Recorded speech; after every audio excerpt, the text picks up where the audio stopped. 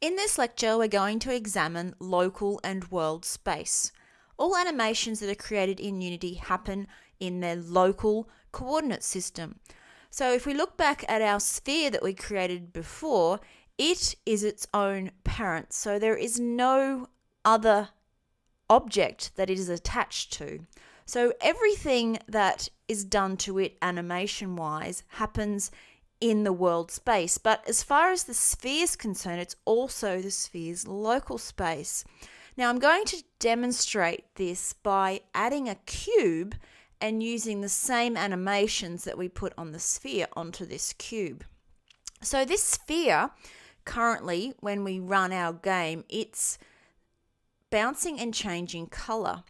Now, any other object that has the same properties that we've been animating can take on the sphere's animations without having to create a whole new animation.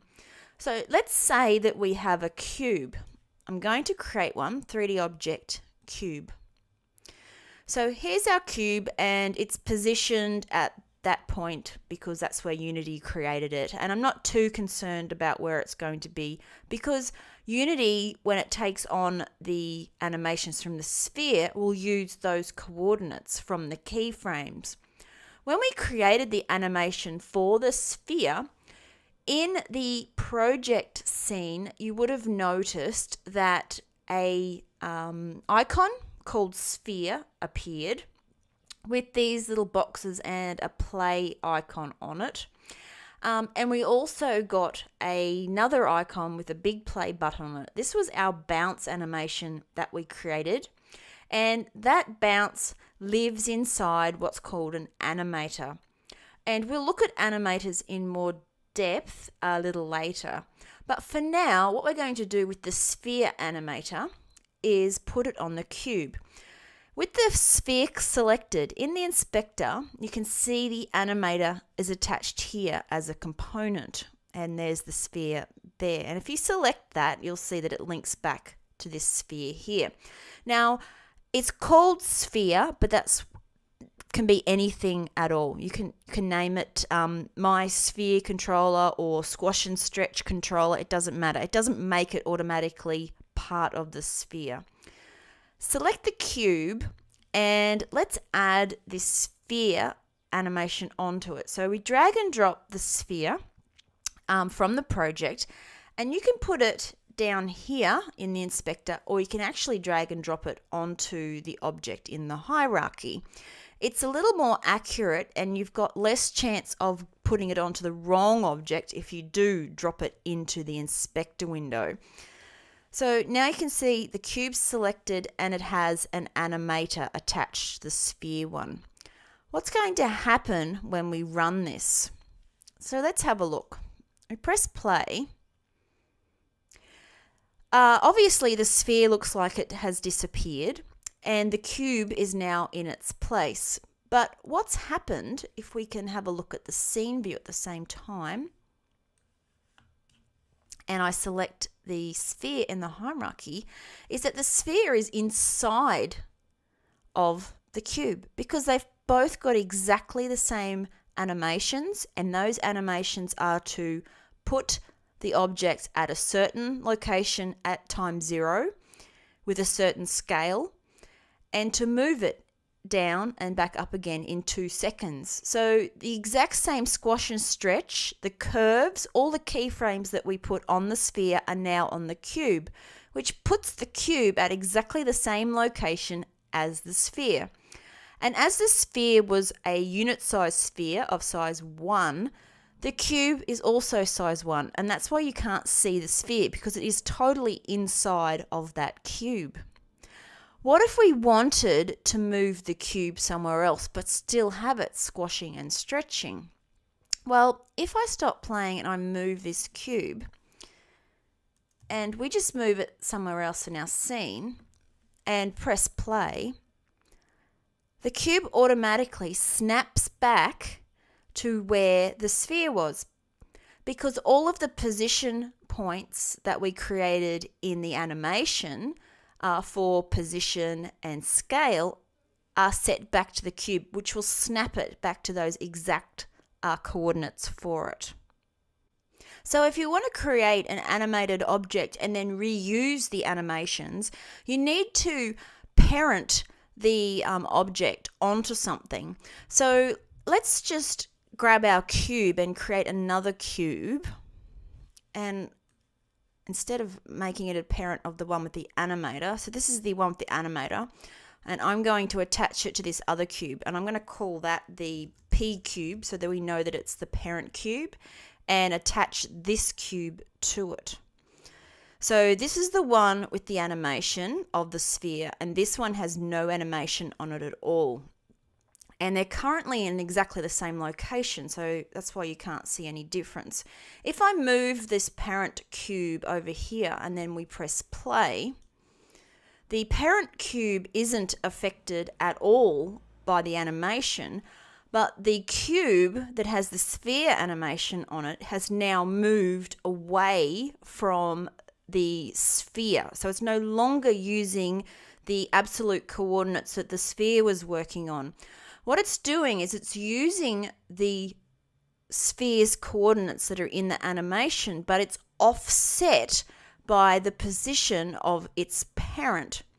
So while this is running, if I actually move that parent around, it will offset the animation on the cube.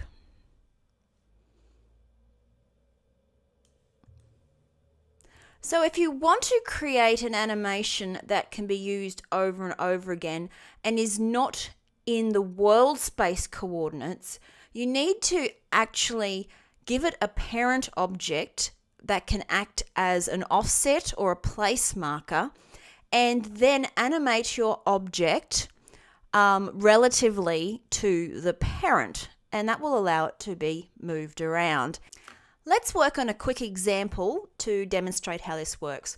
So I'm going to first of all remove my sphere and I will remove my cube. We'll create new animations. And let's first of all create a cube. I'm going to use the cube as the parent object. And I'm going to resize it into a pole type shape. So we'll make an animation that has a flag that goes up and down. So here's our flagpole, which will be the parent. Now we're going to create a flag object. So with the cube selected, if you right click and go 3D object, we can add a quad. Now that quad is at 0, 0, 0. If we have it selected in the hierarchy and hit the W key, we can move that quad up and out. And we need to find where that quad is and which way it's rotated. So let's just turn our scene around. Okay, there's that quad. So the quad has only got one side that's visible. And let's resize the quad so that it looks like a flag. And then just move it into place. It doesn't have to be too accurate for this example. Okay, so now that we've got it there, we might want to set our camera so that this scene is looking at the same thing we've got in there. Select the camera and then go Game Object, Align with View. Okay, now if the camera is too close to the scene, okay, it's not necessarily exactly the same as the scene, but it is orientated in the way that the scene is, you can just zoom out a little bit and do that align with view again until you get sort of something like that. Right, so we now have our cube and we have our quad, and it's the quad that we want to put our animation on. So let's put the scene back with the game view so that we can see our animation window, and we will hit create for a new animation and call it flag lower. So we'll just make this flag go down for simplicity's sake. Now to do that, we'll just make this flag go down for simplicity. We're going to just move it along its y-axis in a downward direction. Okay, so the property we need to add is its transform position. And again, just like with the ball, we're going to work with its Y position, which is currently set in these default keyframes to be the position it's at. Okay, so if we want to lower in, say, 3 seconds, just zoom out till you can see the 3-second mark on your timeline. Grab hold of all those keyframes and drag them out to the 3. Now, it's the Y position, this one here, that you want to select and manipulate at 3 seconds. So at 3 seconds, our flag will be down like that. Okay, so scrub through just to check the animation is now working. Now, this animation, when we play, is going to loop. So it's going to go down, it'll snap back up to the top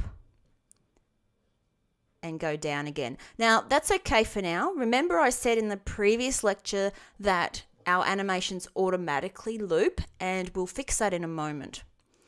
So now that we've got our cube, which is the flagpole and parent of the quad, if we select it in the hierarchy and go Control D to create a duplicate flagpole, also with the quad on it, and move it out in our scene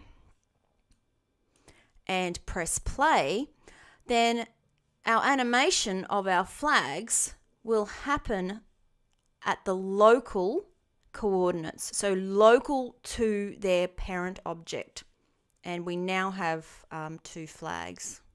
And you can have as many as you like, as long as they have a parent that acts as the offset.